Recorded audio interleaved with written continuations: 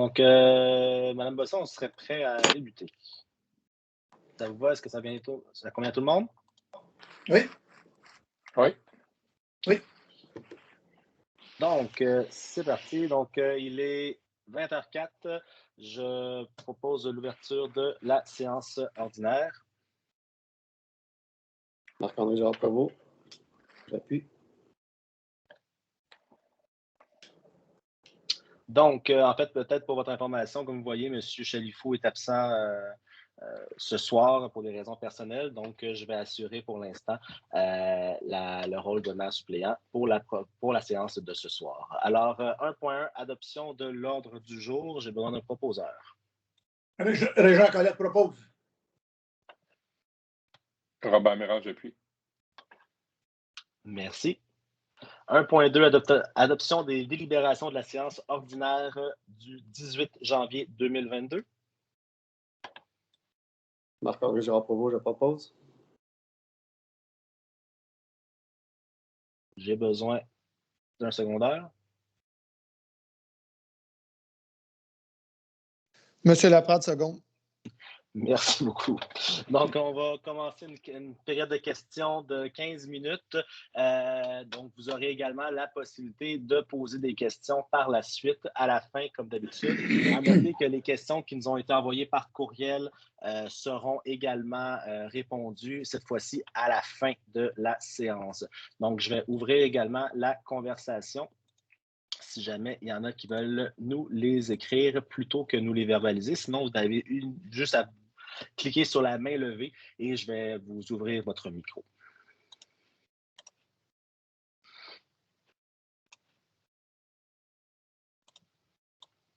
Donc, on va laisser un petit temps. Normalement, vous devez savoir s'il y a des questions en début de séance.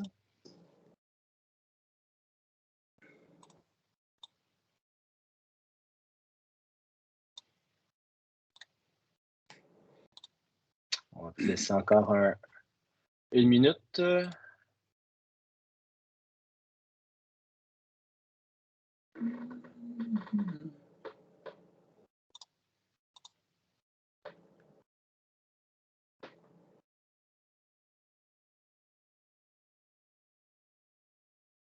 Donc, c'est votre question pour ce... Je vais juste vérifier que tout le monde avait bel et bien accès. Oui, donc, Mme Denis, ça ne sera pas très long.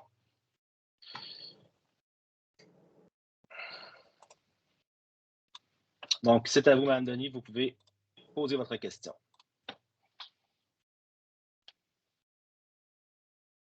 Juste allumer votre micro. Excusez-moi. Bonsoir à tous. Je voudrais savoir pourquoi il est impossible d'imprimer l'ordre du jour. On la reçoit par courriel et puis quand on veut l'imprimer, c'est une page blanche. Écoutez, je sais. Quand vous dites l'imprimer, par courriel, vous n'êtes pas capable de l'imprimer, c'est ça? Non. Est-ce que vous avez essayé via soit le site Internet de la municipalité ou via Facebook? Non, j'ai essayé par mon courriel. Normalement, je n'ai pas de problème à imprimer quoi que ce soit. Et quand je demande l'impression, le document disparaît. C'est seulement l'entête du courriel qui reste sur la page. Écoutez, je ne pourrais pas vous dire concrètement pourquoi ce n'est pas possible de l'imprimer. Moi, j'ai réussi à imprimer les documents directement par courriel. Donc, est-ce que c'est un problème par rapport à vos équipements ou par rapport à l'envoi? Cela étant dit, peut-être essayer peut-être essayer via le site web de la municipalité ou sinon, on pourra peut-être se reparler après la séance, peut-être essayer de régler le problème. Ça me semble être plus un problème de périphérie de votre côté que celui de la municipalité, là. Mais peut-être qu'on pourra se parler par la suite. D'accord, merci beaucoup. Ça fait plaisir. Donc, Madame Ricard, c'est à vous. OK. Pour répondre à Mme Denis, il faut qu'elle l'enregistre dans son dossier personnel, dans ses registres de dossier. Là, elle pourrait l'imprimer. Parfait, merci. C'est comme ça que je l'ai fait. Ouais. Merci. Ah, est-ce que vous avez une question, Mme Ricard, ou c'était juste pour... Non, c'est juste pour les réponses, c'est tout. Bon, ben c'est très gentil. Merci beaucoup.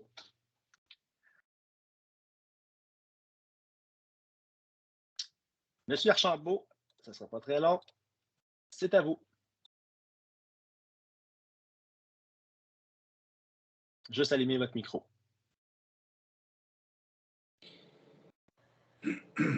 On veut créer le poste adjoint aux communications. On est-tu rendu qu'on n'est plus capable de se parler?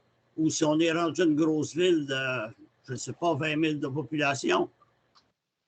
En fait, c'est un poste qui existe quand même de façon non officielle présentement, de façon officieuse. Il faut comprendre que vous allez voir tantôt quand on va en parler, c'est Mme Boivin qui occupe déjà les fonctions des communications de façon contractuelle là, surnuméraire. Donc, c'est déjà, ça fait quand même plusieurs temps qu'elle travaille pour la municipalité. Ce qu'on fait juste, c'est officialiser le poste et ses tâches pour éviter justement que ça soit un peu chaotique puis que ça soit... donc, c'est tout simplement pour officialiser le poste. Puis naturellement, il faut comprendre que oui, il y a un besoin quand même de communication à la municipalité. Là, je pense que si ce n'est que par les réseaux sociaux, essayer d'arriver à formater tout ça pour que ça soit plus, disons, plus facile pour tout le monde d'aller chercher l'information. Donc, c'est pas vrai. C'est pas une question qu'on n'est plus capable de se parler. Au contraire, c'est pour encore mieux pouvoir se parler pour les prochaines fois. Donc, mais il n'y a pas en tant que tel de budget supplémentaire par rapport aux autres années qui est dédié à ce poste-là. C'est déjà un poste qui existait, mais de façon non officielle. Donc, on rémunérait déjà sa présence de toute manière. Mais sa présence était là pour remplacer d'autres qui n'étaient pas là. Puis mais je pense qu'on est 1700 de population. Il ne faut pas paniquer. Là. Ben, en fait, oui, elle va encore contribuer de façon surnuméraire à pouvoir remplacer les gens qui ne sont pas là ou qui ont besoin d'une paire de bras de plus. Mais il faut comprendre aussi que c'est un poste de 10 heures par semaine. Là. Donc, on n'a pas créé un poste à 40 heures semaine de gestion des réseaux sociaux, des communications, mais c'est pour soulager, en fait, toute la municipalité de ça. Là. La meilleure façon de rentrer quelque part, c'est de se mettre le pied dans la porte. Merci. Ça me fait plaisir, Monsieur Archambault, oui. La semaine dernière, vous nous aviez posé une question par courriel oui. Au sujet du bornage d'un terrain là, qui allait jusque dans le littoral. Vous demandiez pourquoi c'était comme ça. Dans le fond... Jusque dans l'eau, pour être franc. Jusque dans la rivière. Oui, tout à fait. Dans le littoral, donc en bas de la ligne des Hautes-Eaux. Juste vous préciser, dans le fond, que la loi sur le domaine hydrique du Québec est très, très précise, que la propriété du domaine hydrique va jusqu'à la limite des Hautes-Eaux sur un cours d'eau. Et la loi précise aussi que toute autre revendication ou empiètement de propriété sur le secteur qui est du domaine hydrique n'a aucune valeur légale. Donc, il nous rappelle que un certificat de localisation est seulement une interprétation d'un arpenteur géomètre et que ce n'est pas un titre de propriété et qu'en réalité, même si les bornes sont jusque dans l'eau, la propriété s'arrête bel et bien à la ligne des Hautes-Eaux. Donc, même si un certificat de localisation, ça n'a aucune incidence sur le droit réel de propriété. Donc, il faudrait faire rectifier son plan d'implantation qu'il nous a remis dans le arpenteur. Oui, ben on n'a pas besoin de faire rectifier le plan parce que ça ne dénote pas de la propriété sur le terrain. Si ça peut permettre des fois pour faire des travaux de stabilisation de rive, on le sait, des fois, des travaux de stabilisation de rive vont aller jusque dans le littoral, des fois pour stabiliser solidement la rive. Donc, ça ne cause pas de problème au niveau de la municipalité que ce soit borné jusque dans le cours d'eau, en autant qu'on est conscient que la propriété s'arrête bel et bien à la ligne des Hautes-Eaux. OK, parce que ce propriétaire-là n'avait même pas la superficie nécessaire pour construire. Oui, effectivement. Ça, c'est l'inspecteur qui doit faire le travail. C'est pas au conseil de prendre ces décisions-là. Justement, M. Archambault, il y a des terrains qui ont été refusés de construction puis parce qu'il n'y avait pas, soi-disant, assez de pieds carrés. Et puis, ce terrain-là a été accordé. Je sais. J'étais en commission d'urbanisme dans le temps. Voilà, c'est ça. Merci. Est-ce que ça répond à votre question, M. Archambault? Oui, merci. Merci. Donc, est-ce qu'il y a d'autres questions avant qu'on commence les prochains points? J'en comprends que non. Donc, vous aurez la possibilité de poser vos questions par la suite. 1.4, mairie suivi des différents dossiers. Donc, il y a quelques dossiers que nous voulions vous faire part, même s'ils ne sont pas nécessairement à l'ordre du jour. Donc, au niveau, veuillez noter en fait qu'il y aura également prochainement l'envoi des comptes de taxes. Donc, il y a un rapport dans la Gloriette également qui va être publié. Juste faire attention, il faut comprendre qu'il y a des corrections au niveau des comptes de taxes, là, notamment sur les fosses septiques, également sur différents points, notamment les locaux commerciaux qui vont être à revoir. On s'est aperçu, notamment dû aux nombreux roulements de personnel à la municipalité, là, donc ça a bougé beaucoup, qu'il y a eu des erreurs dans les années passées au niveau des taxations.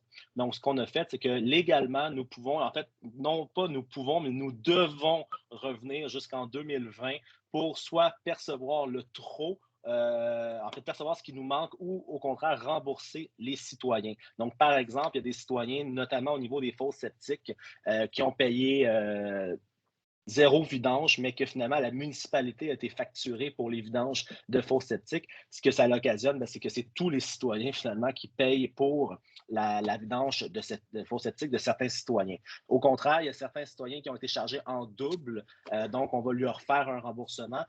La façon que ça va se procéder, c'est qu'il va y avoir un premier compte de taxes qui va être normalisé. Donc, ça se peut que vous ayez quelques changements par rapport au compte de taxes que vous recevez habituellement, notamment s'il y avait des erreurs dans le passé, on les a corrigées pour le compte de taxes de 2022. Et par la suite, quelques temps plus tard, vous recevrez, dans le fond, avec une lettre explicative, les corrections jusqu'en 2020. Donc, on fait un rattrapage jusqu'en 2020 et 2021 pour pouvoir justement ajuster les manques à gagner ou les trop perçus. Alors, voilà, si jamais vous avez besoin d'explications également, vous allez pouvoir appeler la municipalité pour pouvoir voir exactement qu'est-ce qu'il y en a. Mais il faut comprendre que c'est une obligation de la municipalité de revoir en arrière jusqu'à 2 ans, parce que sinon, c'est l'ensemble de la collectivité qui vont payer pour certains individus qui n'ont pas été chargés et au contraire, il y en a à qui on doit de l'argent. Donc, voilà pourquoi il y aura ce rattrapage. Également, dans les projets en cours, toiture du centre communautaire, la réflexion va se continuer. Donc, il devrait y avoir un échéancier très, très prochainement qui va sortir. Également, projet de drainage dans le secteur de la Pomme d'Or. Il y a une rencontre très, très prochainement en février avec l'architecte du projet. Donc, on va avoir probablement des nouvelles à vous donner là-dessus au courant de l'hiver. Également, à noter que pour le point...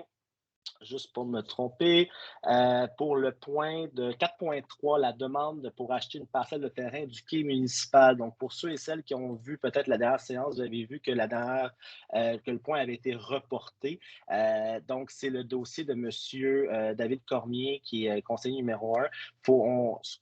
La demande a été retirée pour l'instant, donc elle ne sera pas traitée officiellement ce soir. Je voulais également souligner le fait que la demande a été traitée vraiment avec diligence et également pour éviter les conflits d'intérêts. Le conseil a même rencontré un contentieux d'avocats pour vérifier justement les possibilités. Peut-être juste pour vous donner les grandes lignes de ce que le conseil avait, quand on a regardé le dossier, là, il n'y avait pas nécessairement une volonté du conseil de se départir de terrain public, mais en contrepartie, il y a quand même une volonté du conseil de venir rendre toutes les propriétés conformes également, puis régulariser, dans le fond, les différentes propriétés. Donc, pour l'instant, M. Cormier a retiré sa demande. Si jamais il décide d'en reformuler une, on pourra la traiter notamment comme n'importe quel autre citoyen, pour éviter naturellement les conflits d'intérêts. M. Cormier ne prend pas position, ne prend pas débat non plus dans le sujet. Donc, il est retiré pour ce point-là de discussion, mais on pourra en rediscuter prochainement si jamais la demande s'officialise. Donc, pour l'instant, elle est retirée. Il n'y a pas de demande de M. Cormier à cet effet-là. Également, vous annoncez qu'il y a également l'embauche de 2 nouvelles personnes donc à la municipalité. Vous allez voir dans les prochains points. Et également une annonce pour un chef d'équipe journalier qui va venir, dans le fond, épauler Stéphane à la municipalité au niveau des travaux publics. Finalement, en fait, on va le reporter à la fin dans les questions. Nous avons eu une correspondance de M. Patrick Picard, qui est président des Marinas, du regroupement des Marinas. Donc, il a formulé une question ou une demande. Là, donc, on va pouvoir en traiter plus loin lors des questions du public à la fin du conseil. Alors, voilà, c'était pour le point 1.4. Point 2, dépôt de documents, le budget 2022, donc on est à 2.1, 2022, 003905, le déficit d'exploitation. En fait, il s'agit ici du déficit d'exploitation de l'OMH, qui est quand même pratique courante, là. Donc, ce qui va arriver, c'est que le déficit va être épongé une partie, Mme Bossé, vous pourrez peut-être me corriger si je me trompe, là, mais une partie va être épongée par la Société d'habitation du Québec et par la suite, le reste va être étalé selon nos immobilisations. C'est bien ça? Bien, comme normalement, c'est la municipalité absorbe 10 du négatif.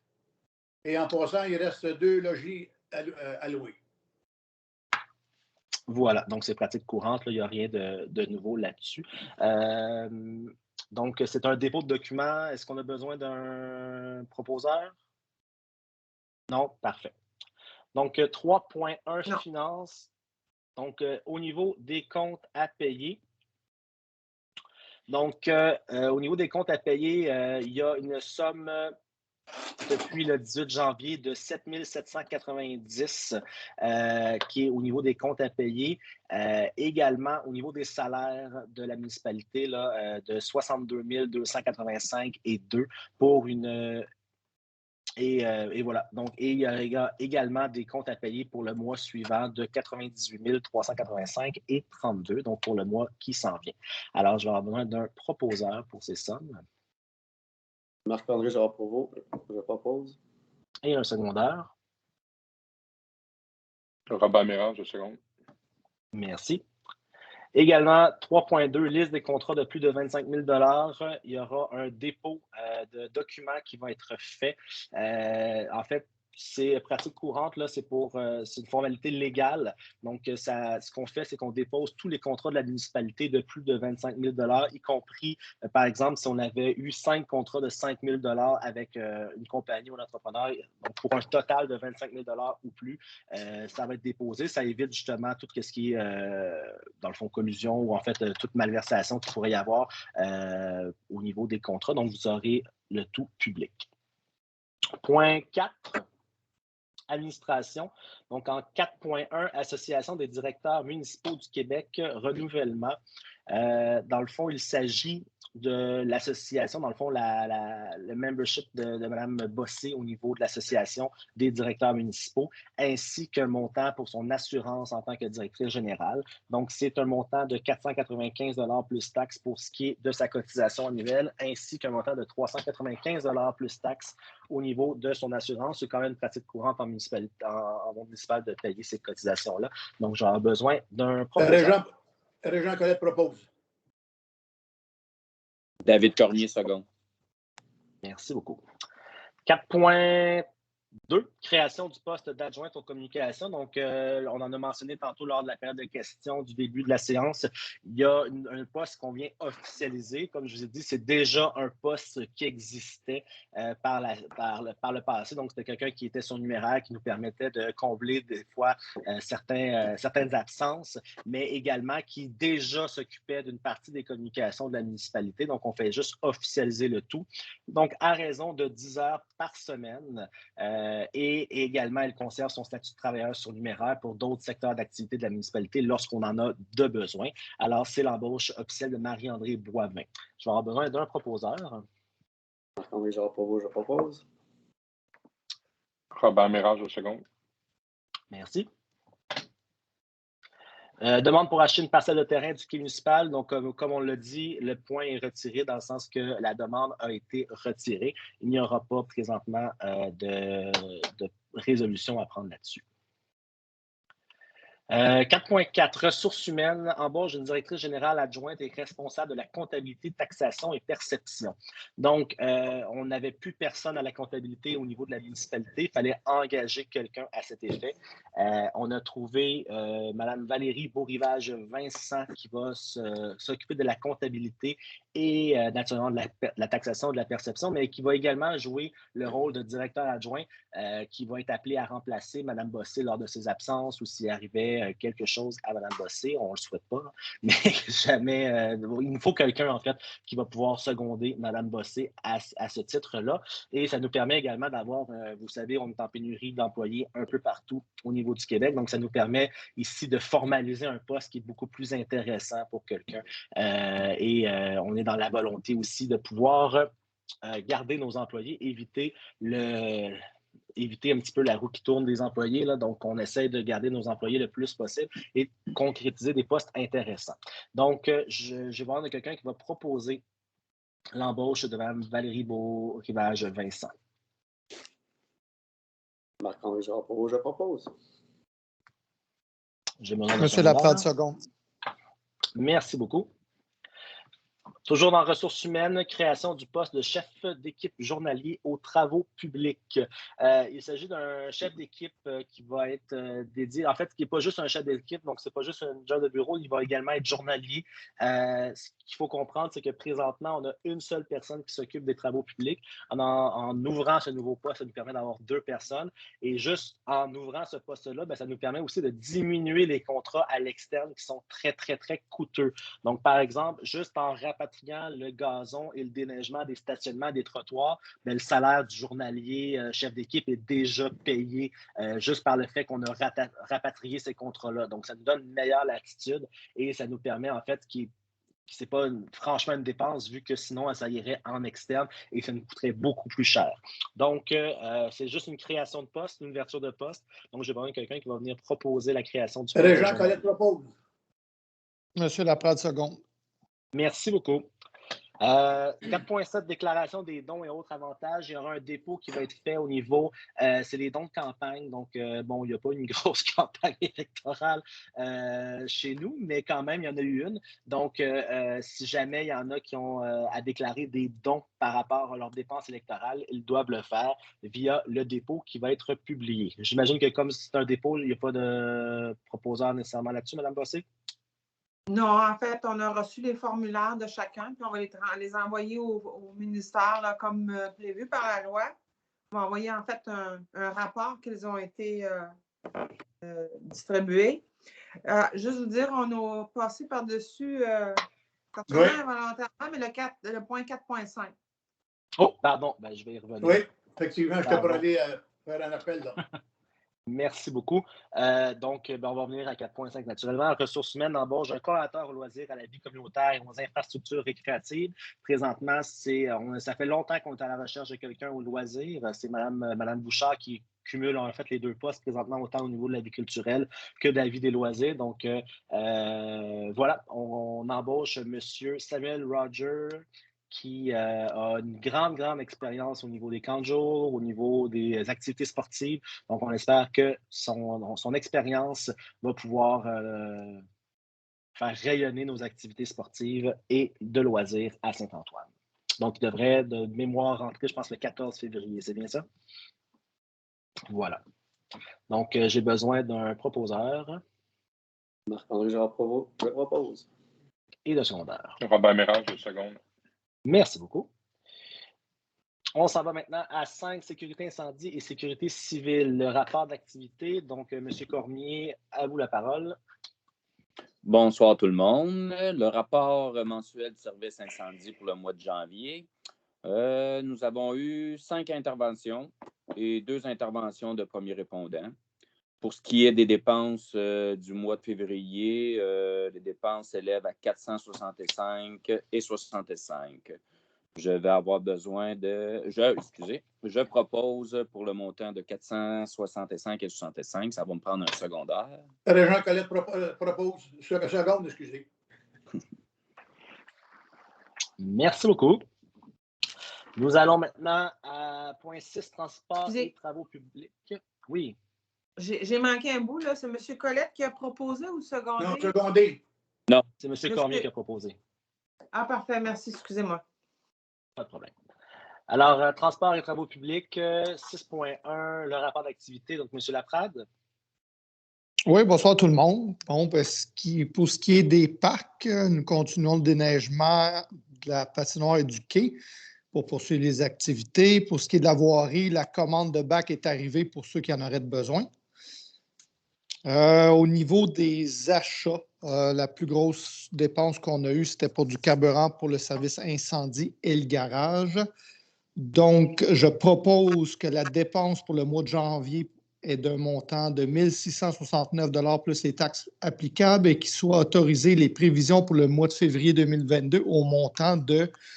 il y a un taille bordure qui est endommagé et on prévoit peut-être en acheter un électrique qui est beaucoup plus cher, mais qui pourrait durer plus longtemps et plus écologique. On va étudier la demande. Alors, acheter un neuf à essence serait de 586 $ ou celui électrique pour 2827,92 plus taxes applicables. Encore une fois, qui sera étudié par l'ensemble du conseil pour prendre une décision. Alors, je propose l'ensemble, j'ai besoin d'un secondeur. David Cormier, seconde. Merci. Parfait, merci. 6.2, qui est le programme d'aide à la voirie locale. Normalement, il y a une entente avec le ministère des Transports, comme quoi, dans le fond, ils vont nous donner une somme d'argent pour les travaux. Si je me souviens, c'est d'entretien des routes locales. Là, donc, on attend le montant officiel là, qui tourne généralement aux alentours de 50 000 $. Donc, on doit quand même passer une résolution, même si on n'a pas les chiffres officiels. Là, ça tourne toujours aux alentours de ce montant. Donc, j'ai besoin d'un proposeur pour la compensation d'environ 50 000 $ du NTQ. Monsieur Laprade propose. Régent Colette, seconde. Merci. Vie culturelle, communautaire et bibliothèque. Donc, il n'y aura pas dans 8.1 de dépôt du rapport du service de la vie culturelle et communautaire, compte tenu que, on a déjà une séance publique le 18 janvier. Là, donc, d'ici là, il n'y a pas eu tant d'activité. Il y a eu en fin de semaine au niveau du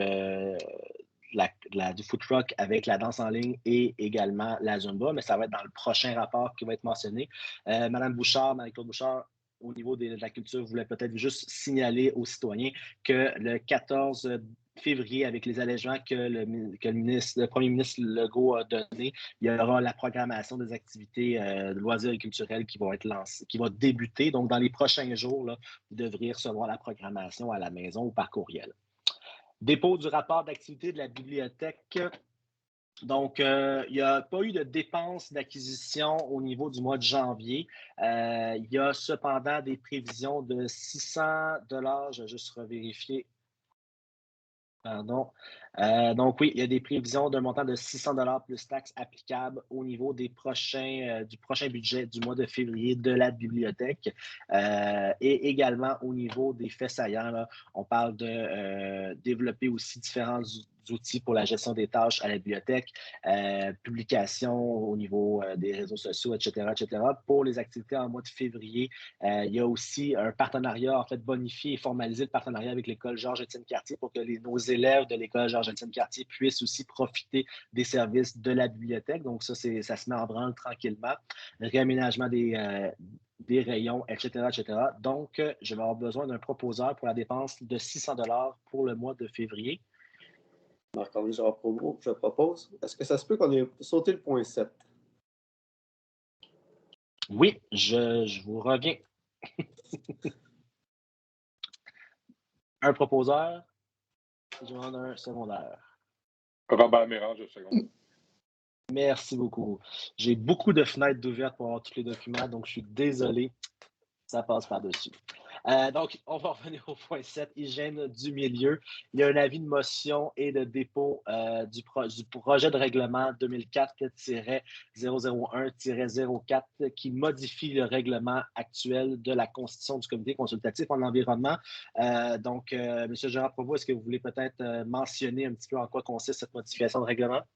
Oui, en fait, c'est de faire passer le délai auquel quelqu'un ne peut pas se présenter comme bénévole sur le CCE de 3 ans à 3 mois.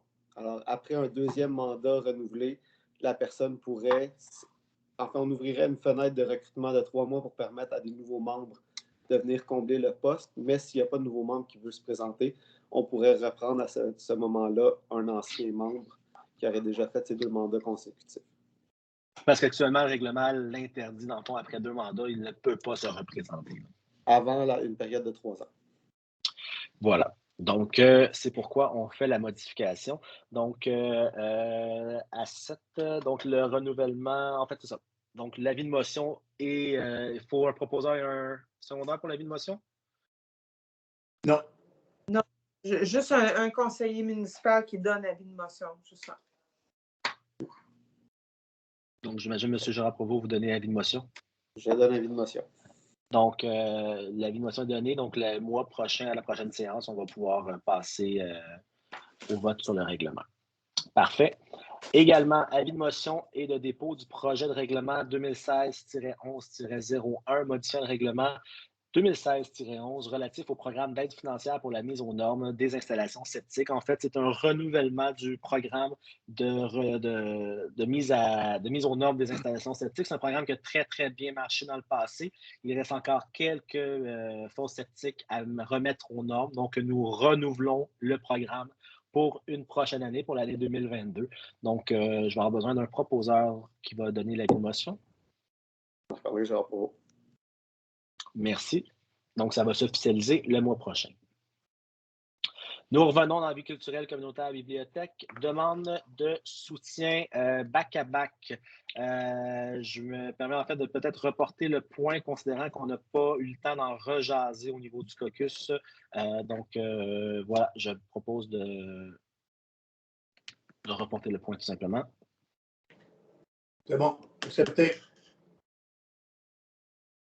Est-ce que 8.4 Grand Tour cycliste, la boucle du défi Pierre Lavoie, le 11 juin 2022. On a reçu une demande, dans le fond, du défi Pierre Lavoie de venir passer dans le village voilà, donc nous donner l'itinéraire au niveau de l'organisation.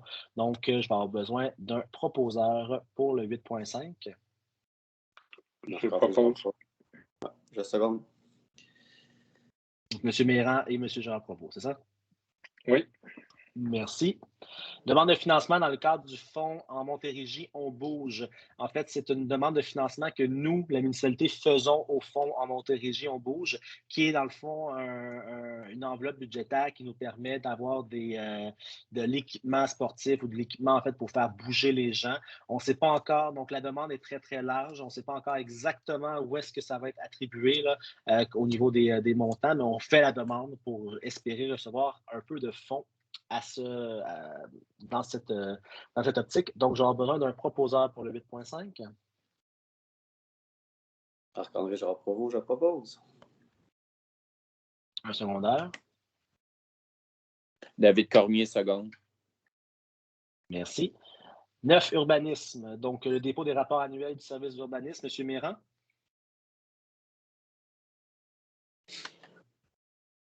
Votre micro, Monsieur Méran. Pour le mois de janvier, il y a eu exceptionnellement 2 rencontres de CCU. On a une rencontre qui n'était pas officielle, qu'on n'avait pas quorum, donc on a recommencé la rencontre. Il y a aussi le dépôt annuel des demandes de permis qui a été fait par le service d'inspection. C'est quand même intéressant de regarder ce qu'on a eu dans l'année. Donc, on parle quand même de 265 permis qui ont été émis pour 2021. On parle essentiellement, évidemment, beaucoup de permis d'abattage et de coupe d'arbres. Beaucoup d'installations septiques, aussi on l'a mentionné tantôt, le programme a été très bénéfique avec 94 nouvelles installations septiques conformes. Et au niveau des travaux de rénovation, on parle quand même de 23 demandes de permis entre 10 000 et 50 000 de rénovation, 2 demandes en haut de 50 000 et 16 demandes en bas de 10 000. On parle aussi de la création de 5 constructions résidentielles. Alors, pour la somme totale de 265 permis, ça représente une valeur foncière de 4 791 848 en travaux et pour environ 8 265 perçus en frais de permis. Il y a aussi les dépôts qui vont être faits, des comparatifs et de la création d'unités de logement qui est très variable d'une année à l'autre. Donc, on ne voit pas nécessairement de tendance observable, mais je vous invite à consulter. Tous les rapports vont être déposés officiellement au Conseil. Merci. Si on va maintenant avec les résolutions. Je vais me retrouver. Excusez-moi. On est à 9.2, donc des demandes de dérogation mineure. Donc, une demande de dérogation mineure pour le 426 du petit rang. Je vais demander à Mme la directrice générale s'il y a des questions qui ont été envoyées à la municipalité ou si jamais il y a des citoyens qui veulent faire des représentations. Monsieur Pitre va vous ouvrir le micro, juste à lever la main. Madame la directrice générale? En ce qui me concerne, moi, je n'ai rien reçu pour aucune des demandes de dérogation mineure à l'ordre du jour ce soir. Je n'ai reçu des questions.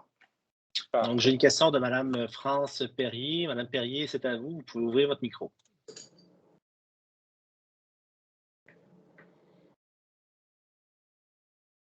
Juste ouvrir votre micro. Bonjour, Oui, parfait, je l'ai. Bonjour. Bonjour, bonsoir tout le monde. Alors, je suis Mme Perrier qui demeure au 426 Petit Rang. On a fait une demande de dérogation pour la construction d'un abri d'auto. J'avais reçu du CCU qui n'a pas été officiel, qu'il ne recommandait pas au conseil d'accepter notre demande. Mais après ça, je n'ai pas eu d'autres nouvelles. Je ne sais pas, le CCU s'est réuni une deuxième fois. Oui, bien écoutez, on a eu une deuxième réunion qui est arrivée à la même conclusion. Au niveau de la demande de dérogation mineure, la recommandation du CCU au conseil était de refuser à cause que justement l'intervention n'était pas considérée comme une dérogation mineure, mais une dérogation majeure. Donc, c'est le principal argument qui est donné dans l'intervention. Donc, toutefois, il y a quand même une réflexion du conseil de voir la pertinence de la réglementation au niveau du règlement de zonage. Donc, dans le cadre qu'on va voir dans la résolution qu'on adopte ce soir, si le conseil rejette la dérogation mineure, il y a quand même une volonté du conseil de vérifier si ça ne serait pas plus apte de modifier le règlement de zonage pour utiliser ce genre d'intervention. OK. Donc, on ouvre une porte. OK, ça aurait été ma demande s'il y avait possibilité de modifier ce règlement-là. Parce que je pense que... Dans le cadre d'une dérogation mineure, il faut vraiment que ce soit une intervention qui soit majeure, donc un léger empiètement sur une marge ou quelque chose comme ça, mais aller carrément à l'envers d'une règle au niveau du règlement de zonage, c'est à ce moment-là qu'on a un peu les mains liées et qu'on ne peut pas autoriser la dérogation. OK. Puis, est-ce que c'est possible, une dérogation majeure, est-ce que ça existe? Ça n'existe pas. À ce moment-là, Okay. C'est vraiment de revoir le règlement et revoir la pertinence du règlement. Okay. C'est quelque chose qu'on avait déjà évalué et qui va... En tout cas, on va voir comment va se prononcer le conseil, mais ça aurait du sens, selon moi. Là. OK. Est-ce que ça veut dire que ce point-là va être reporté éventuellement? On va avoir des nouvelles? Il n'est pas reporté. La dérogation de mineur a été déposée officiellement, donc on est quand même obligé de se prononcer au niveau du conseil. Oui. Mais en ce qui me concerne, moi... Mais l'inspecteur va vous revenir avec des choses. Parfait. Merci bien. Moi, j'ai une question, M. Pitt, pour M. Méran. Est-ce que l'endroit a été visité par l'inspecteur? Sans doute que oui, mais ça n'a pas d'importance dans ce cadre-là. Dans ce cadre-là, si on fait une intervention qui est absolument pas autorisée sur un terrain, même si l'inspecteur visitait les lieux, malheureusement, quand on tombe dans une dérogation qui devient majeure, déjà, ça vient annuler la possibilité d'obtenir cette dérogation-là. Mais en effet, dès qu'il y a une possibilité d'interprétation, il y a tout une visite de terrain qui est faite, ça c'est certain. Donc, juste rapidement, je vais revenir donc à la demande de dérogation. Donc, c'était considéré la demande de construction d'un abri d'auto permanent attaché au bâtiment qui sont interdits dans les zones agricoles commerciales. Et évidemment, la demande était pour un bâtiment qui se retrouvait dans une telle zone, donc la zone A7. en considérant évidemment que le projet déposé respectait quand même les conditions de recevabilité pour l'analyse, les caractéristiques architecturales associées au secteur agricole. Et le CCU est arrivé à la conclusion que de manière qualitative, la demande ne visait pas à déroger de façon mineure au règlement. Donc, dans sa rencontre, il y a une erreur dans la résolution, c'est la rencontre du CCU du 25 janvier. Le comité consultatif d'urbanisme a recommandé au conseil municipal de refuser la dite dérogation mineure. Sur ce, je propose au conseil de Saint-Antoine-sur-Richelieu de refuser la dite demande de dérogation mineure.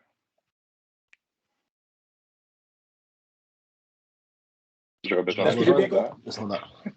Est-ce que j'ai bien compris, vous refusez la demande mineure?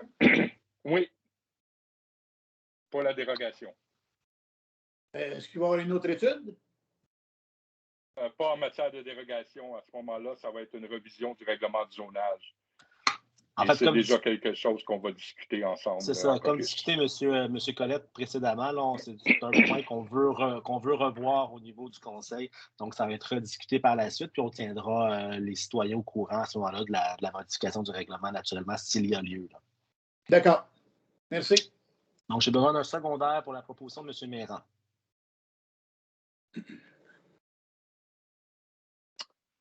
Donc, il n'y a pas de secondaire. Merci beaucoup. Merci beaucoup, M. Gérard Provost. Est-ce qu'on a perdu des conseillers? Ou, je vois qu'il y a beaucoup de caméras éteintes. Là. Il faut juste maintenir quand même à jour. OK. Parfait. Non, parce que je ne peux pas regarder les documents en même temps. Là. Pas de problème, M. Laprade. Donc, 9.3, deuxième demande de dérogation mineure au 79 chemin du Rivage. Je vais encore une fois, Madame le directeur. Attendez, monsieur, pardon, on a juste peut-être un petit point, là, j'ai des mains liées, les mains levées par rapport au projet du 426 le petit rat, donc juste un instant, il y a Madame Dupont. Donc, allez-y, Madame Dupont. Oui, moi, en fait, j'ai une question, c'est par rapport au CCU, quand on regarde des maisons là, qui sont plus dans les rangs et les choses comme ça, j'ai de la misère à comprendre le rôle dans ce cas-là. Lorsqu'une personne demande une dérogation mineure, pourquoi c'est le CCU qui refuse et non pas que ça va directement avec, disons, l'inspecteur municipal qui peut aller faire une visite puis dire, bien, on pourrait demander une dérogation. Je pensais que moi, que le CCU, c'était là pour plus l'aspect architectural et tout ça, et non pas un aspect de règlement en soi. Puis que là, on se met à changer un règlement au complet lorsque la dame a désire seulement une petite dérogation mineure qui ne change pas le portrait d'une municipalité. Non, bien, pour votre information, le CCU, dans le fond, sa responsabilité, c'est d'appliquer tout ce qui concerne ce qu'on appelle les règlements discrétionnaires. Donc, des règlements qui ne sont pas appliqués selon une norme précise, mais selon des critères à respecter. Et les dérogations mineures font partie de ces règlements-là. Les PIA font partie de ça, les plans d'aménagement d'ensemble, qu'est-ce qu'on appelle les PPCMOI, les projets particuliers des immeubles. Donc, c'est tous des projets qu'au lieu qu'ils soient évalués par des normes, sont évalués, dans le fond, par des critères ou des objectifs à atteindre. Et c'est une évaluation plus qualitative qui est faite en fonction des critères qui sont énoncés dans ces règlements-là. Donc, à ce moment-là, c'est le CCU qui a la responsabilité, au niveau de la loi et l'aménagement sur l'urbanisme, de faire une recommandation au conseil sur ces règlements-là. Est-ce que ça répond un peu à votre question? Ben oui, puis non, là, j'ai peut-être, moi, de la difficulté à comprendre là, vraiment le rôle du CCU au niveau des gens qui sont vraiment à l'extérieur, qui ne viendront pas changer le Saint-Antoine au complet, qui ne sont pas dans les zones plus... on va dire, plus patrimoine dans le village et des choses comme ça. C'est des gens qui sont retirés dans les rangs. Puis une dérogation mineure, ça vient de dire c'est mineur. Fait que je ne comprends pas pourquoi il faut passer devant le CCU quand ça pourrait être juste une petite dérogation qui est votée à main levée. Là, mais c'était ma question. Là. Non, mais c'est ça, c'est parce qu'il y a des règles d'application pour une dérogation mineure qui sont édictées par la loi sur l'aménagement et l'urbanisme sur lesquelles on doit prendre la décision. Et une de ces règles-là, entre autres, c'est que le caractère mineur de la dérogation doit vraiment être pris en considération. Et comme je l'expliquais un peu tantôt à la dame qui avait fait la demande, une dérogation mineure, ben, c'est pas un empiètement de 100% sur un autre terrain ou c'est pas une construction complètement hors des normes du règlement de zonage. C'est un ajustement mineur. On parlait d'un empiètement sur une marge, admettons, un bâtiment qui excède de 6 pouces, 1 pied dans une marge latérale. Là, on va venir standardiser la situation avec une dérogation mineure pour régulariser cette situation-là. Mais ça ne nous permet pas de déroger complètement à un règlement et de venir implanter un bâtiment dans un endroit où le zonage va l'interdire, par exemple. Ça va être considéré majeur et ça ne sera pas admissible à ce moment-là. OK, merci. Merci. Est-ce que Mme Perrier, votre main est toujours levée? Est-ce que c'est parce que vous avez oublié de la descendre ou parce que vous avez encore une question? Non, j'avais oublié de la descendre. mais ce qui me fait dire que j'aurais probablement dû prendre un autre chemin pour faire ma demande et non passer par une demande de dérogation mineure. C'est ça? Idéalement, oui. On va essayer de travailler avec l'inspecteur pour qu'il oriente un peu mieux les citoyens dans des cas comme ça. Et si le citoyen veut absolument quand même déposer une demande de dérogation mineure, il pourra le faire, mais éviter justement que les citoyens aient amorcé un processus qui est un peu voué déjà à l'échec. Oui, c'est ça. L'inspecteur, normalement, devrait pouvoir s'en douter. Là. Effectivement, c'était comme perdu d'avance de prendre ce chemin-là. D'accord. Merci, madame. Mais en même temps, Mme Perrier, votre demande a fait chemin jusqu'à la réflexion du Conseil là-dessus sur la réglementation en tant que telle. Oui. Donc, ce n'est pas non plus peine perdue. Là. Oui, parfait. On continue à suivre le dossier. Et merci à la dame de Mme PD. Je ne sais pas, je vois juste son initiale. Là. Mme Dupont, oui. Mme Dupont est intervenue. Merci bien. Parfait. Merci beaucoup. Donc, on revient au 9.2, une autre demande de dérogation mineure, cette fois-ci, 9.3, excusez-moi, sur le 79, chemin du rivage. Encore une fois, je demandais à M. Pitt de regarder s'il y a des personnes qui ont des questions qui peuvent intervenir. Vous savez, dans le cas d'une dérogation mineure, on a tout le temps une période où les gens peuvent venir faire des représentations. Donc, c'est pour ça qu'on vérifie si on a des questions. Donc, je vous invite à lever la main via Teams si jamais vous avez des interventions à ce sujet.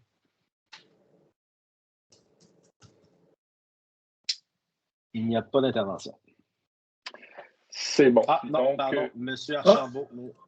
Monsieur Archambault, c'est à vous. Oh, attendez, vous avez baissé la main, je viens de vous perdre. Monsieur Archambault, c'est à vous. J'ai envoyé des questions aux municipalités sur les deux sujets.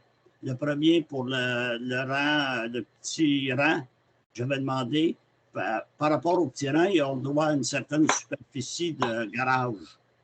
L'abri d'auto, fait-tu partie d'un garage ou pas? Parce qu'il y a déjà 2 garages sur cette propriété-là. Oui, bien la problématique, c'était en attaché qui n'était pas autorisé en zone agricole. Ce n'était pas par rapport à la superficie.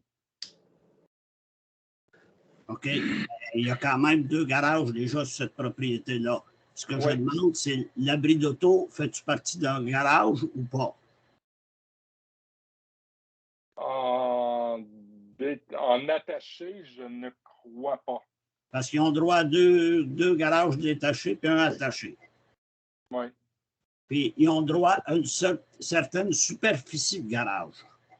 Ils ont-tu atteint la superficie de garage? Le coefficient d'occupation. On ne s'est même pas rendu à cette analyse-là, M. Archambault, parce que déjà, la demande était discréditée par la base du caractère majeur. OK. Bon, c'est des choses à vérifier parce qu'ils ont droit à une certaine superficie de garage uniquement. Oui, ça aurait été la prochaine étape. Et si la demande se poursuit, comme on en a parlé tantôt, c'est quelque chose qu'il va falloir évaluer. Et sur l'autre, pour la rue du Rivage, ce que j'avais demandé, c'est où était le niveau des hautes eaux, pour être sûr que ça n'entre pas en conflit avec son garage au sous-sol. Oui, ben encore là, on est un peu dans le même, on est un peu dans la même problématique pour la deuxième dérogation mineure. Donc, vous allez voir un petit peu la réflexion du CCU par rapport à ce dossier-là. Oui, mais il y a déjà un garage. Oui, mais là, on parle de faire un garage dans un agrandissement. C'est ça. Mais j'avais posé des questions en municipalité. Oui. Ben, écoutez, je ne sais pas, vous les aviez posées directement à Mossine ou à la... Non, j'avais envoyé ça à la directrice générale puis au maire. OK. Ben, de toute façon, vous avez tout le temps la possibilité de vous adresser, comme je vous dis, en début de chaque fois qu'on va présenter une dérogation mineure, on va inviter les citoyens, évidemment, à se prononcer. Ce que je peux vous dire, c'est qu'encore là, on ne s'est pas rendu au niveau de la possible problématique liée au niveau des eaux ou de la nappe phréatique ou quoi que ce soit. C'était une demande de dérogation mineure pour déplacer un droit acquis, ce qui ne se fait pas dans ce cas-là. Donc, encore là, ça rendait la demande de dérogation mineure irrecevable en grande partie. Est-ce que je pourrais faire une intervention? Les citoyens, comme mentionné dans la République, lorsqu'ils ont des questions pour le conseil, ils doivent les faire parvenir à l'adresse adjointe.direction. C'est elle qui prend le registre de toutes les questions et qui les remet à tous les membres du conseil. J'ai reçu le courriel de M. Archambault, mais ce n'était pas clair que c'était pour la rencontre de ce soir. Là. Merci. Merci beaucoup. Merci. Est-ce qu'il y a une autre intervention par rapport au cas dans lequel on discute?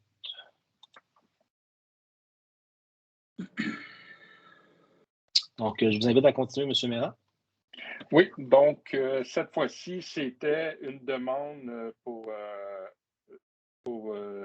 remplacer un garage existant souterrain qui est existant sur un bâtiment et l'inclure dans un agrandissement qui était fait sur le même bâtiment. Donc, c'est une demande de dérogation qui avait pour but de déroger à l'article 426 du règlement du zonage qui interdit la construction des garages au sous-sol. De manière qualitative, évidemment, la demande ne vise pas à déroger, encore une fois, de façon mineure au règlement. Et de plus, évidemment, l'usage dérogatoire qui est remplacé par un usage conforme à la réglementation entraîne immédiatement la perte d'un droit acquis. Donc, on ne peut pas utiliser le principe de dérogation mineure pour essayer de déplacer un droit acquis. Ça ne s'applique pas.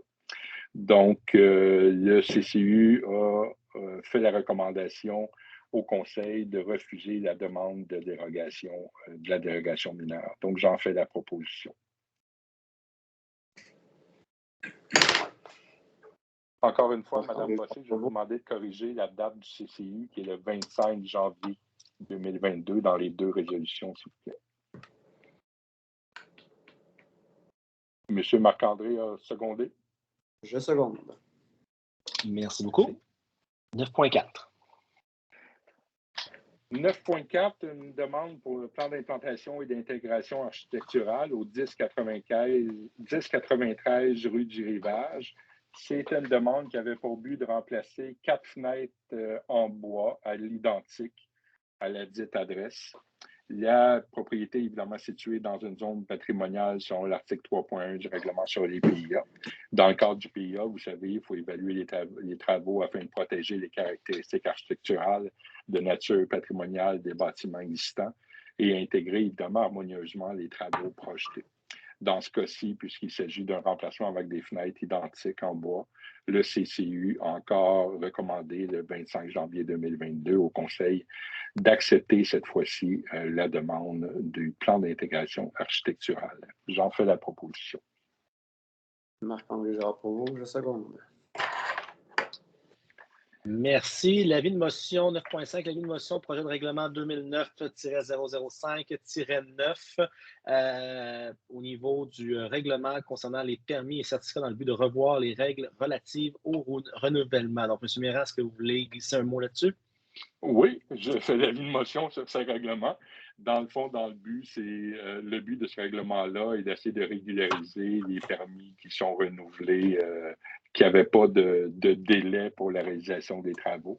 Donc, d'essayer de remettre des délais qui soient plus raisonnables au niveau de la réalisation des travaux et le renouvellement des permis. Donc, l'avis de motion est déposé et nous statuerons là-dessus au prochain conseil. 9.6, nomination au comité consultatif et d'urbanisme, modification. En fait, ce qu'il faut comprendre, c'est que lorsque En fait, est-ce que vous voulez y aller, M. Méran, là-dessus? Ou vous voulez que... Oui, ben, tout à fait. À la dernière rencontre du conseil, il y avait eu la nomination de 2 membres du CCU, alors qu'on avait seulement un poste d'ouvert au niveau du CCU. Donc, on s'est quand même questionné à savoir si ça ne serait pas pertinent de rajouter un 7e membre au comité consultatif urbanisme. Donc, on a décidé quand même de conserver les 2 candidatures qu'on avait reçues de M. Pascal Letourneau et M. François de l'Étoile. Pour l'instant, dans le contexte actuel de la réglementation, M. Letourneau peut commencer à siéger dès maintenant sur le comité consultatif urbanisme. Toutefois, pour le poste de M. de l'Étoile, il faut qu'il y ait d'abord une modification qui soit faite du règlement constitutif du CCU. Donc, on va procéder à cette modification-là et dès que le règlement va être adopté, la candidature de M. François de l'Étoile va prendre effet selon la nouvelle résolution qui est proposée ce soir, soit de conserver la candidature de M. de l'Étoile et de le nommer dès que le nouveau règlement est adopté. Donc, je fais la proposition de cette résolution. Juste préciser, excusez-moi. Oui, merci, M. Colette. Juste préciser, dans le fond, que la nouvelle résolution vient remplacer la résolution 2022-01-035 que l'on avait votée au dernier conseil. Okay. Donc, M. Colette, vous secondiez, c'est ça? Oui. Merci. On est rendu à 10 divers. Est-ce qu'il y a des points à l'ordre du jour à divers? Non? Je ne penserais pas, Mme Bossé? Non, merci. Alors, dans la période de questions en 11, donc vous pouvez lever la main ou l'écrire dans la conversation. En fait, avant que vous le fassiez, je vais juste lire les questions qu'on a déjà reçues de la part des citoyens. Donc, ce ne sera pas très long. Je vais sortir le document. J'avais peut-être juste un commentaire à faire avant que l'on passe à la période de questions. Pour ceux qui n'ont pas été informés, vous savez, il y a maintenant une obligation de la part du gouvernement du Québec pour toutes les MRC d'adopter des plans régionaux sur les milieux humides et hydriques, qui est une obligation légale. Il y a beaucoup de MRC qui ont décidé d'aller plus loin et d'adopter des plans sur l'ensemble des milieux naturels. La MRC de la vallée du Richelieu est en processus d'adopter ce plan-là. Il y a une consultation publique présentement en ligne qui prend fin le 3 février. C'est pour ça que je prends la peine de vous en parler ce soir. Ces plans régionaux des milieux naturels, ça va être la pierre angulaire de tout ce qui va arriver à peu près, je vous dirais, pour les 10-15 prochaines années pour la protection des milieux naturels sur nos territoires. Donc, les milieux naturels ont été caractérisés, identifiés, cartographiés. Et dans le processus d'adoption de ces plans régionaux-là, ça va être toute la démarche sur la façon de protéger ces milieux-là et toute la stratégie de mise en valeur, de protection, de gestion. Ça inclut aussi là, des usages durables de ces territoires-là. Ce n'est pas juste de la mise sous cloche de verre, mais c'est vraiment d'essayer de bien planifier la conservation de l'ensemble des milieux d'intérêt. Donc, pour tous les citoyens qui ont à cœur l'environnement, les milieux naturels, nos beaux paysages, bien, je vous recommande d'aller voir sur le site de la MRC pour participer au sondage en ligne, prendre connaissance un peu des informations et essayer de contribuer. Donc, merci beaucoup. Merci. Donc, je vais lire les questions. Oui, M. Monsieur Pitt, M. Pitt, avant de commencer la période de questions, j'ai un commentaire. Moi aussi, j'ai levé la main. Oui. Tantôt, il y a un citoyen qui a parlé de la municipalité qui était déjà la masse salariale très élevée. Et je pense qu'il faut être vigilant là-dessus, étant donné que Saint-Antoine a seulement 1700 de population et à un moment donné, il faut faire attention. C'est sûr que ça prend des employés, là, je ne suis pas contre ça, mais à un moment donné, on va pas structurer plus que ça.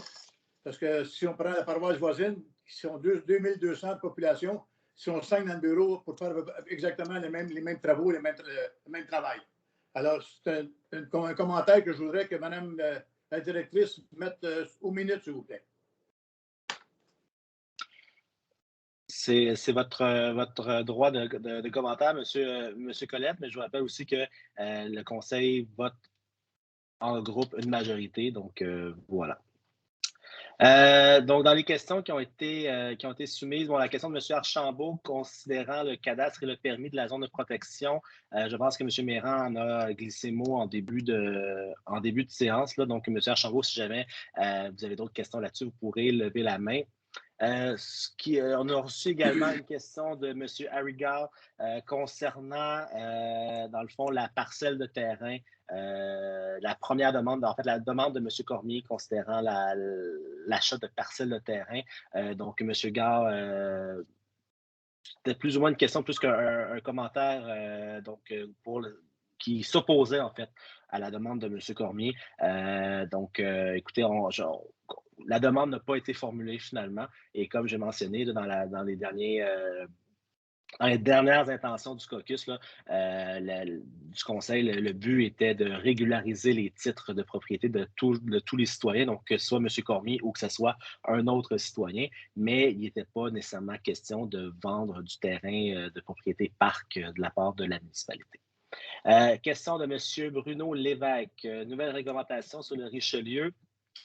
La question est formulée ainsi. Pour faire suite à la séance virtuelle de la semaine dernière, qu'advient-il de la nouvelle réglementation sur le Richelieu votée par la municipalité si l'une des 3 autres municipalités vote à l'encontre de la dite réglementation? Alors, normalement, ce qu'on s'était fait dire par le député M. Marcelo Duval, c'est que si une des 4 municipalités votait contre, le projet allait être tout simplement avorté. On n'a pas eu d'autres nouvelles à cet effet-là. Je ne sais pas si mes collègues ont eu d'autres nouvelles à cet effet-là. Moi, pour l'instant, on n'a rien entendu là-dessus. Donc, on sait que Saint-Antoine s'est positionné en faveur. De mémoire, je pense que Saint-Charles également, Saint-Marc avait été en défaveur et je pense que Saint-Denis, aux dernières nouvelles du moins, n'avait pas encore statué sur le projet de réglementation. Donc, si jamais on a d'autres nouvelles, que ce soit d'autres plans ou d'autres spéculations là-dessus, on pourra vous tenir au courant là-dessus. Également, dernière question qui nous a été parvenue, c'est de la part de Patrick Picard. Donc, qui invitait sommairement, qui invitait dans le fond les conseillers ainsi que le maire à participer à une espèce de table de concertation sur une consultation avec les intervenants sur la rivière et ceux qui étaient directement concernés.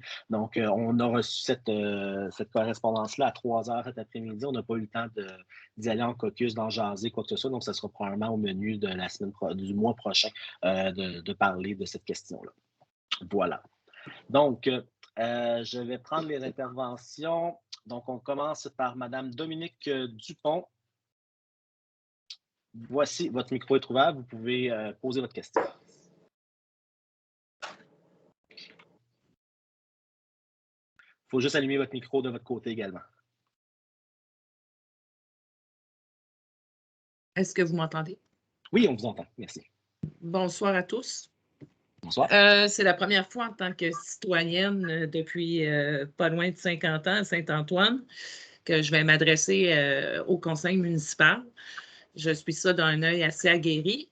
Par contre, je vais vous parler d'une problématique que je vis chez moi depuis 2013, depuis que j'ai acheté la maison de mes grands-parents, en ayant de très, très beaux projets. Ça faisait pas 1 an que j'étais déménagée, que j'ai dû me clôturer en catastrophe parce qu'il y a une autoroute qui s'est érigée, qui passait entre ma cour et celle de la cour de la maison Feu de M. Pépin. Alors, c'est un dossier qui traîne en longueur. Je vais vous épargner ce soir toutes mes doléances là, de ce qu'on vit ici. Pour vous, de l'extérieur, ça peut paraître anodin, des gens qui se promènent. Il y a eu une époque des voitures, des scooters, des chiens. On a de tout qui se promène ici. Jusqu'à maintenant, j'ai usé beaucoup, beaucoup de tolérance parce que je suis citoyenne ici. J'ai toujours fermé pratiquement les yeux, jamais fait de commentaires. Quand on est rendu à attaquer ma propriété privée, là, je suis en droit, je pense, de m'exprimer. Ça fait plusieurs fois que mon conjoint intervient dans ce dossier-là. On est intéressé à acheter une parcelle de terrain. On est tanné d'avoir des gens qui se promènent dans nos cours. Je comprends que ce n'est pas clair, ce tronçon de cours-là. Des fois, on se fait dire que c'est la municipalité, d'autres fois, M. Pépin. On est allé voir M. Pépin, on a une promesse d'achat. Et là, le dossier traîne en longueur et je peux vous dire qu'il a traîné 4 ans avant votre nomination à tous. Donc, quand je dis qu'on attaque ma propriété privée, c'est que c'est rendu que les gens passent carrément devant ma maison, sur mon terrain, pour bifurquer en diagonale, en arrière de mes voitures. Ça passe entre mes voitures. On se fait lancer des roches.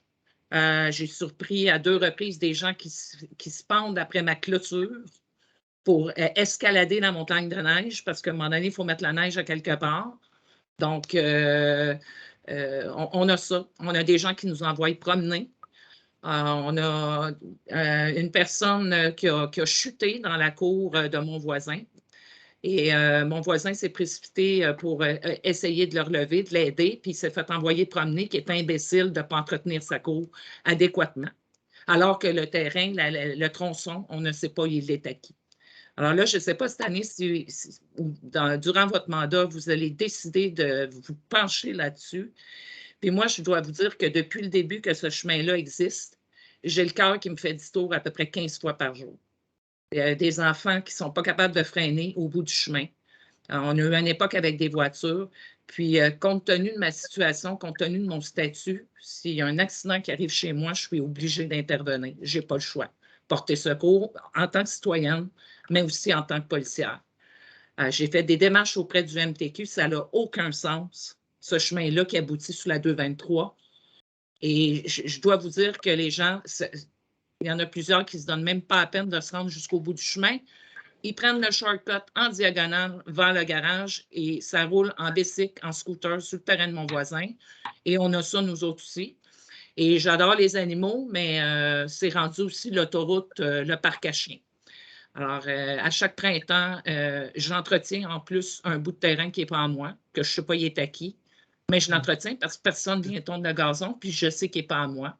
Je ramasse des cacas de chiens, tous les papiers possibles et imaginables de bonbons, de friandises, des contenants de la vitre que je ne sais pas ce que ça fait là. Bref, j'entretiens le terrain, je ramasse les cochonneries de tout le monde, mais là, moi, je peux vous dire ce soir que j'en ai ras-le-bol de cette situation-là. Puis il n'y a pas personne actuellement dans l'Assemblée qui endurerait ça une avant-midi. Et là, on accommode à peu près 4-5 personnes qui aiment ça prendre des marches, tout ça. Écoutez, là, j'en ai eu de la tolérance, mais là, c'est rendu que vous écœurez vraiment 2 citoyens qui payent leurs taxes. On entretient nos terrains. Puis c'est loin d'être le projet que j'avais acheté ici, parce que je peux vous dire une chose, si je l'avais su, jamais j'aurais acheté cette maison-là et que j'ai été obligée d'investir 7 ou 8 000 $ pour me faire clôturer en catastrophe, parce qu'en plus, j'avais un chien à l'époque. Puis on criait après mon chien parce que mon chien était chez eux, puis qu'il y a des gens qui bifurquaient à travers mon terrain. Alors, je me suis clôturée, mais ça n'a pas été assez. Alors, je pense qu'il n'y a personne qui endurerait ça chez vous. Puis, je vous le dis, c'est jour et nuit. Là, maintenant, il n'y a plus de voiture, heureusement, mais je peux vous dire que c'est jour et nuit que les gens circulent là. Ce n'est pas aménagé.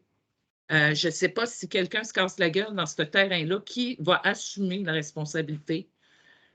Mais c'est une situation qui est plus qu'irritante, qui est désagréable. Puis je peux vous dire qu'une fois par semaine, on fait la réflexion, mon conjoint et moi, qu'est-ce qu'on fait? Est-ce qu'on déménage? Parce qu'on est écœurés. On est vraiment tannés. On est rendu dans le non-respect total là, des gens. Et moi, je ne vais pas me promener sur le terrain des autres.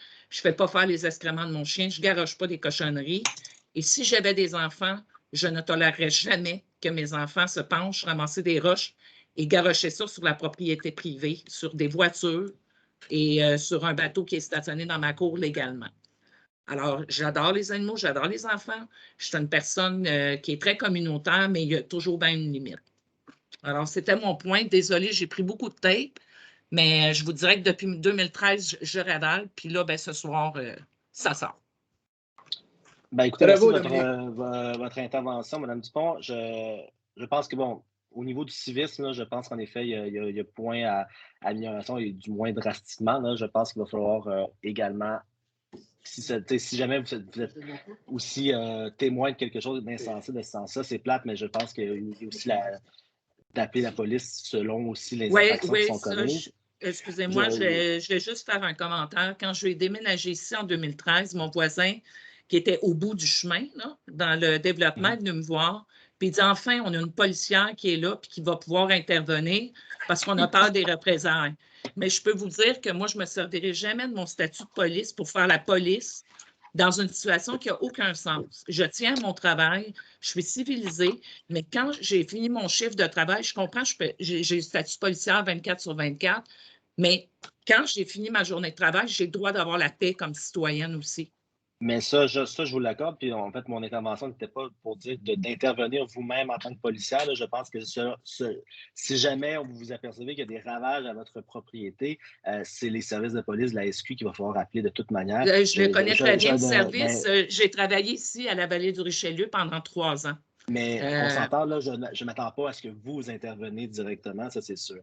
Pour ce qui est de votre autre question, savoir qu'est-ce qui va advenir de cette section-là, sachez que c'est un point qui a déjà été soumis au Conseil, là, qu'on attendait un petit peu de savoir avec, je pense, Mme Bossé va pouvoir compléter. Là, il y avait une question de notaire là-dedans et de communication avec vous et avec votre voisin également. Donc, on est, je pense, encore sur le statu quo là-dessus, Mme Bossé? Ah, votre micro, Mme Bossé. Oui, j'ai eu des contacts dernièrement avec le notaire. Je vais vous revenir aussitôt que possible.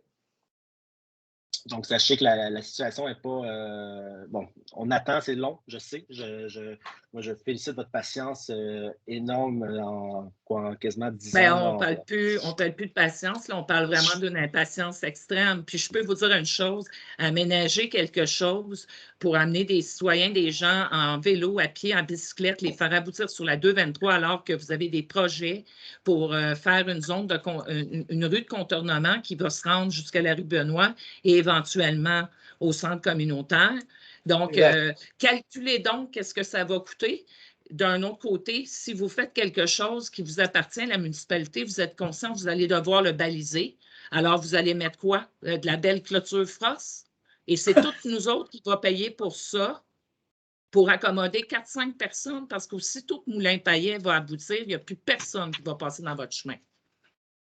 Mais en fait, c'est toute la réflexion que la municipalité a et va continuer à avoir, à savoir, est-ce que ce passage-là, on le veut? Ça fait quand même partie d'un plan d'urbanisme aussi du nouveau secteur. En effet, il y a la continuité de Moulin-Paillet qui va être à réfléchir. C'est des projets aussi qui vont s'échelonner dans le temps, mais déjà, si on peut statuer sur la propriété de ce passage-là et de notarier, déjà, ça ne sera pas en avant. Et par la suite, on pourra regarder c'est quoi les intentions de la municipalité exactement et comment on va le baliser, comment on va également l'encadrer pour éviter que vous et que votre voisin notamment puissiez en avoir des désagréments. Je ne vous dis pas présentement qu'il va y avoir un passage absolument. Ce qu'il faut faire, c'est venir un peu... Il faut comprendre que nous autres, ça fait quelques mois qu'on est là. On essaie de serrer un petit peu ce qui se passe exactement. Il faut remonter jusqu'en 2013, visiblement, dans ce dossier-là. Et par la suite, un coup que ça va être notarié, on va pouvoir passer à l'étape suivante.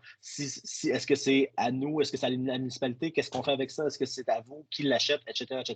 Donc, je pense qu'un coup qu'on va passer chez le notaire, on va être capable de statuer un petit peu mieux. Bien, c'est sûr qu'une clarification des titres aiderait aussi parce que là, moi, depuis 2013, j'entretiens le gazon qui est l'autre côté de ma clôture et mon voisin paye un déneigeur pour entretenir une cour qui pensait qu'il était à lui ou du moins qu'il avait le droit d'accès et que là, ils viennent d'apprendre que probablement, il va devoir se construire un autre cour parce que la municipalité va venir s'installer avec son chemin. C'est sûr, ça fait qu'un coup que les titres vont être éclairci, on va pouvoir passer à l'autre étape si jamais c'est la municipalité qui reprend le titre. on va passer à l'autre étape de réflexion de ce qu'on fait avec cette parcelle-là de terrain. Donc, je pense qu'il faut y aller étape par étape. Aussi, commençons par éclaircir ça, puis ensuite, le conseil pourra se prononcer à savoir qu'est-ce qu'on veut réellement faire avec ça. Mais je vous comprends. Merci. Écoutez, je compatis énormément avec vos doléances. Là. Je pense que personne, en effet, du conseil ni des autres Antoniens pourrait tolérer des preuves de comportement. Il y a des gens qui se plaignent qu'il est mal entretenu le chemin sur Facebook, qui osent poster des commentaires comme quoi que c'est boiteux, c'est pis ça. Ils ne sont même pas au courant que c'est privé, ce chemin-là. Là. Puis qui écœure deux personnes.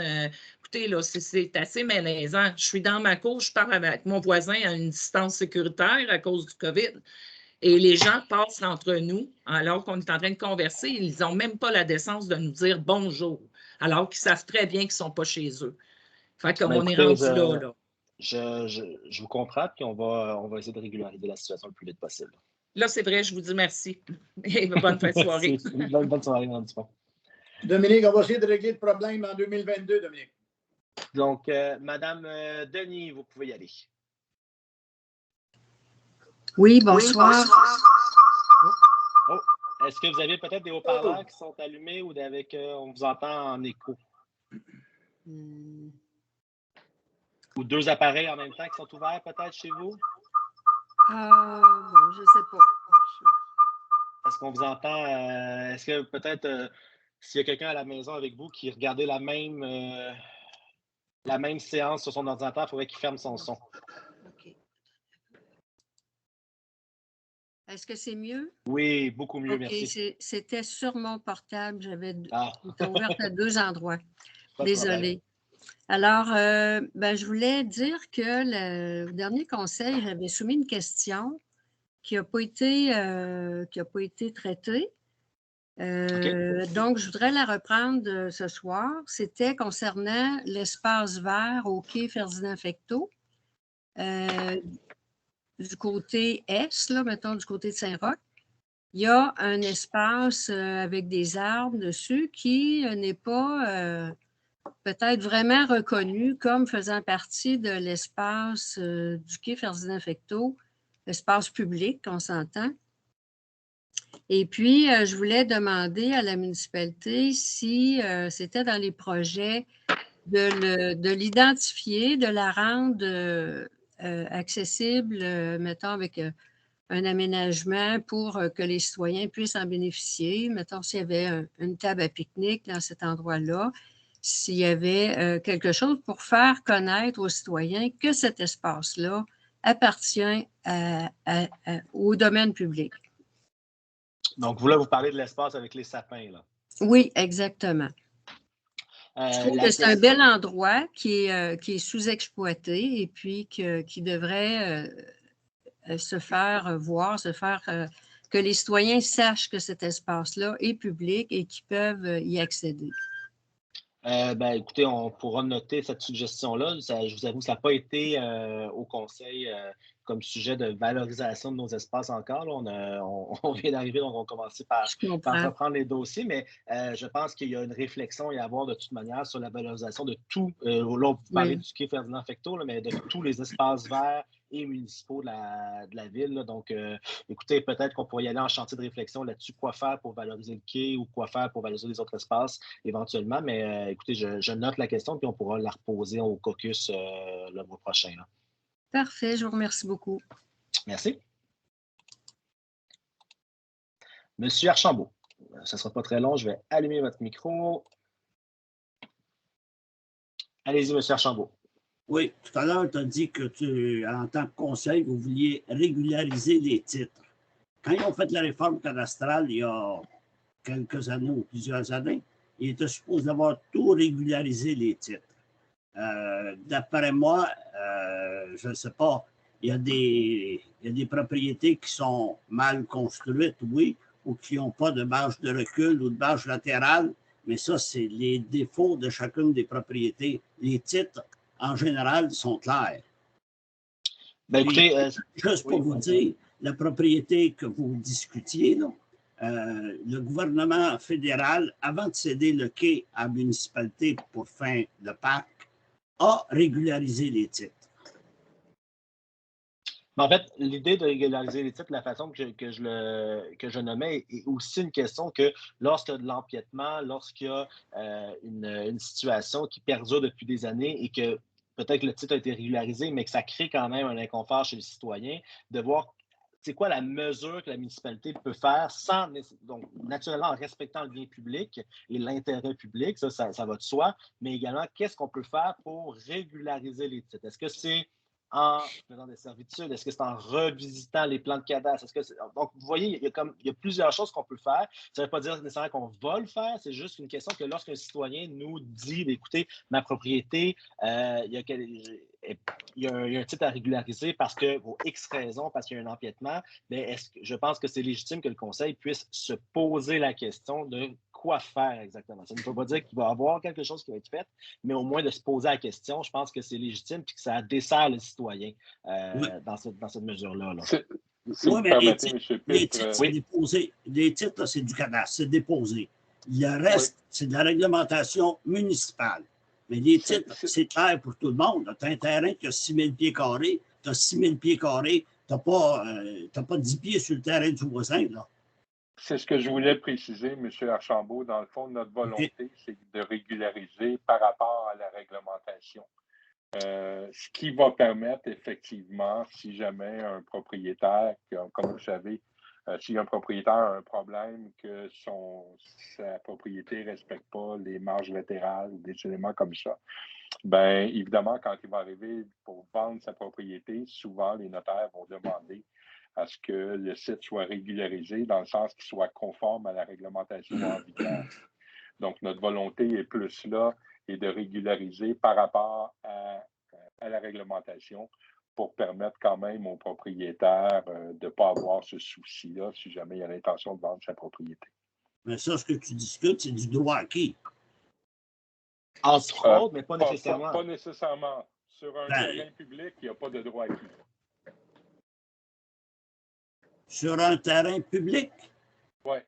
Sur une propriété publique, il n'y a pas d'acquisition par prescription. Là. Il n'y a pas de droit acquis. Là. On n'est pas là-dedans dans les propriétés publiques. En tout cas, parce que quand vous parlez du 1035, justement, il y avait empiété sur le terrain du quai dans le temps.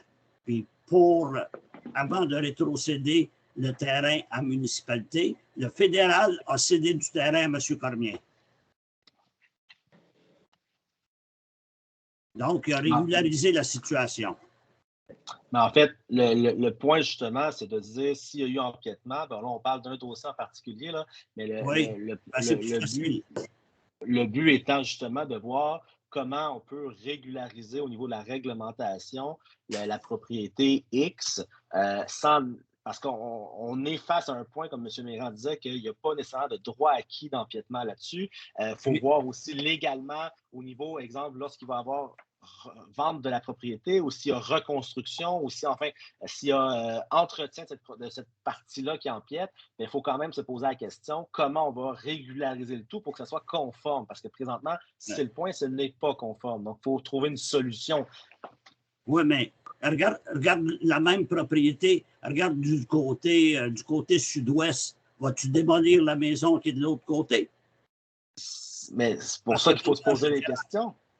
Je pense qu'on peut y aller sans être drastique et sans détruire des bâtiments. Je pense qu'il faut juste se poser la question de comment la municipalité peut aider ses citoyens sans nécessairement nuire au bien public. Enfin, voilà. Merci. Juste en passant, le règlement, quand un permis est émis, il y a un échéancier dessus qui est écrit. Oui, mais il pouvait être renouvelé, je pense, à moins que je me trompe, il peut être renouvelé indéfiniment. On n'a pas de limite de renouvellement. L'article dit un permis ne peut être renouvelé. Lis le règlement. Puis, avant ça, il faut lire des articles. Il y a des articles qui définissent que l'inspecteur a un rôle à jouer. À l'article 2.3 du règlement 2009-005. 2.3, en F, il doit s'assurer de l'avancement des travaux, puis en G, l'article G, il doit aviser par écrit le détenteur. Je ne sais pas si le détenteur a déjà été avisé par écrit, mais je doute. Ben, écoutez, on va vérifier justement les différents points au niveau des réglementations actuelles. Si jamais justement il y avait de quoi agir, on le fera, mais on fera parvenir l'information. Merci. Merci, M. Archambault. Est-ce qu'il y a d'autres questions?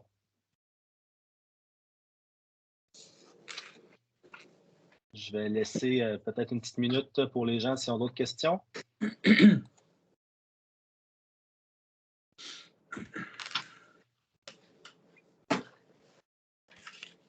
Donc, écoutez, s'il n'y a pas d'autres questions, on va passer au prochain point, 12, correspondance.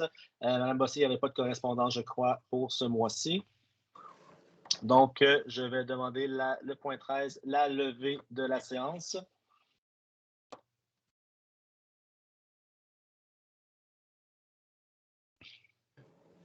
J'appuie. Parlez pas tout en même temps, là. On a juste besoin d'un appui, pas de proposeur ni de secondaire, juste un. Régent Collet. Je pensais que vous aviez proposé, M. Pitt. Ah, ben, je demandais une proposition. Pardon. Donc, ça va. Donc, M. Collet, vous secondez, c'est ça? Oui. Donc, 21h29. Merci tout le monde de votre présence et n'hésitez pas à nous envoyer vos questions au besoin. Merci beaucoup tout le monde. Merci, bonsoir. Bonne fin de soirée. Bonsoir.